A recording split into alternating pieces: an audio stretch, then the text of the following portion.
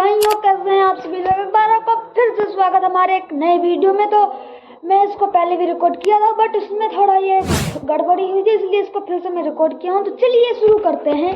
तो आइए, आज हम मुकेश अंबानी, टाटा अंबानी और इलोन मस्क से भी बड़े कुछ अमीरों से आपको मिलवाएंगे, जो कहने के लिए ही अमीर हैं। तो चलिए शुरू करते हैं। बेडरूम से मैं अपने वॉशरूम में जाती हूँ तो मर्सिडीज में जाती हूँ, और जब मैं वापस वॉशरूम से अपने बेडरूम में आती हूँ तो मैं ऑडी में आती हूँ, और जब मैं अपने रूम से अपने हॉल में जाती हूँ तो मैं सफारी में जाती हूँ, और जब मैं अपने हॉल से अपने गेट पे जाती हूँ तो मैं BMW में जाती हूँ। तो मेरी मजबूरी बन गई है, सिस्टम ने ऐसा पावर दे दिया है। भाई मैं पूछना चाहता हूँ कि जब जाती है मर्सिडीज से, बाथरूम जाएगी तो मर्सिडीज से, आएगी तो किसी गाड़ी से, तो कुल मिला के मेरा पूछने का मतलब ये है कि ये यंग एलियन का दिया हुआ घर है कि कोई RCB के स्टेडियम है। भाई इसमें इतनी गाड़ी इसी में घुमा लेंगे यहाँ से वहां जाने के लिए। अंबानी को कुछ पैसे की जरूरत पड़ी थी, यही कोई 10-15 करोड़ रुपए। तो क्या हुआ दोस्तों, अंबानी ने किसको कॉल किया होगा, बताइए किसको कॉल किया होगा। देखो भाई, मुकेश अंबानी इन जैसे लोगों को कॉल करेंगे, भाई मुझे 50 करोड़ रुपए चाहिए, भाई मुझे।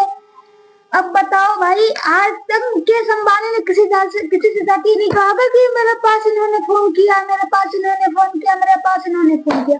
पर इनकी सबकी मस्ती तो देखो, इनके पास ये फोन कर रहे हैं, वो फोन कर रहे हैं। भाई यार, सिर्फ 200 रुपए दे दो मुझे, आई लव यू। आज मेरे घर दाल बनी है, महीने के 30 दिन में से 29 दिन मेरे यहाँ दाल ही बनती है, और तू 200 रुपए मांग रही है। तेरी देखो भाई, हम इसको ना दानवीर नहीं कहेंगे, ये फॉलोअर्स का भिखारी। देखो, फॉलोअर्स के भिखारी यही होते हैं। मेरे पास बोलने के लिए कुछ है नहीं, और ये लोग ये गाड़ी किसमें बैठे हैं? मर्सिडीज। भाई किस मर्सिडीज? गरीबों की मर्सिडीज में। गरीब लोग फोन पे कर दो और अमीर लोग गूगल पे कर दो, जल्दी जल्दी कर दो। लेकिन एक सेकंड भाई, ये तो अभी पैसा दे रहा था, फिर ये अब यहाँ पे पैसा कैसे मांगने लगा? हाँ क्या पता भाई, कम पड़ गया होगा पैसा। ऐसा पैसे की कमी तो रहती है सबको, या मेले वालों को छोड़ के। जब मैं 2026 में डायमंड बन के आऊंगा तो सारा लोग शकल देखने के लिए लोग तो कहते हैं रेट से मान ले, साला देखना 2026 में देखते हैं तुझे कितना बड़ा मंत्री है।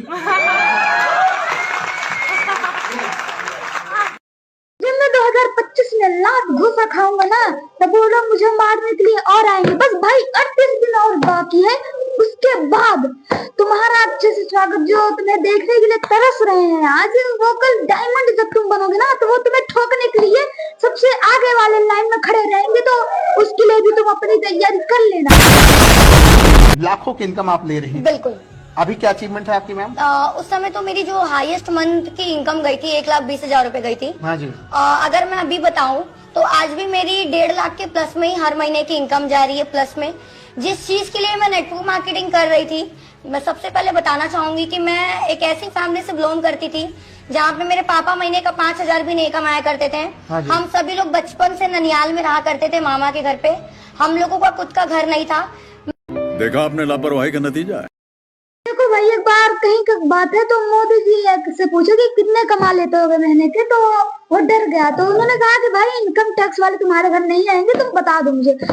तो उसने बताया भाई 2 लाख तक कमा लेते। वो डर के बताया कि मैं 2 लाख तक कमाता हूँ। और वहीं पे इनके जैसे भिखारियों को देख लो, मैंने कि 2.5 से 2.5 लाख रुपए ऐसे निकल जाता है, और मैं बहुत गरीब थी। फिर ये वो भाई, आप जिससे शादी करोगे उसका मिनिमम सैलरी कितना होना चाहिए? मैं मॉडर्न हूँ तो मेरे हिसाब से 100 करोड़ तो चाहिए। 100 करोड़? इतने पैसे का क्या करोगे आप? कर लूंगी कुछ तो, लेकिन चाहिए मेरे हिसाब से। 100 करोड़ महीने का चाहिए, साल का? महीने का। अभी मैं गाली नहीं दे सकता। नहीं, गाली नहीं देना। अब फैमिली देखती है, वरना मैं ऐसे गाली दूं, ऐसे गाली दूं ना, जिंदगी भर याद रखें ये बड़े हुए। अब इनकी शक्ल देख लो भैया, इन्हीं की शक्ल देखना हमें बाकी रह गया था, क्योंकि इनके जैसों को अगर ना देखो तो हमारा दिन चलने वाला नहीं है। तो इसको अगर मैं मैं अपने आंखों से देख लूं ना सामने तो मैं पूरी हनुमान चालीसा को रट के खत्म कर दूंगा भाई, सच में बता रहा हूँ मैं। और रही बात तो भिखारी भी कोई अगर कोई महीने का अगर 100 रुपये भी कमाता है वो भी कहेगा भाई मैं रावण के भाई सूर्यपनखा, रावण की बहन सूर्यपनखा से मैं शादी कर लूंगा पर उससे नहीं करूंगा, तो रहने दे। के ऊपर भी अगर कोई चीज होती है वो सब कुछ दे दिया। आज मेरी कॉलोनी का सबसे बड़ा बंगले मेरे पास है, सबसे बड़ी बड़ी गाड़ियां मैं मेंटेन करता हूं। मेरी जिंदगी में पूरे इतना बदलाव आ चुका है कि मेरी प्रॉपर्टी, मेरे पास इतनी प्रॉपर्टियां हैं जो हिंदुस्तान के बड़े बड़े शहरों में है।